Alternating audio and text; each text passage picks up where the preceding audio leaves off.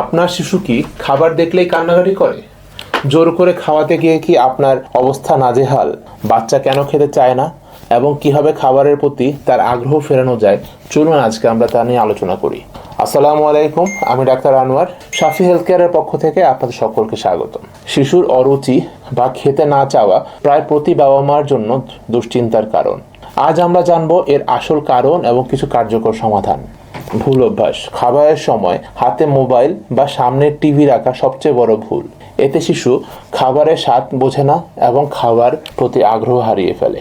জোর করে খাওয়ানো: শিশুকে জোর করলে সে খাবারকে ভয় পেতে শুরু করে। একে বলা হয় ফুড এভার্সন। সমাধান কি? শিশুকে নিজের হাতে খেতে উৎসাহিত করুন। খাবারের মাঝে অন্তত 3 থেকে 4 ঘন্টা বিরতি দিন, যাতে সে খিদে অনুভব করে। খাবারকে আকর্ষণীয় করে সাজিয়ে দিন। শিশুর পেট ভরানোর চেয়ে বড় কথা তাকে পুষ্টিকর খাবার আনন্দ নিয়ে খাওয়ানো।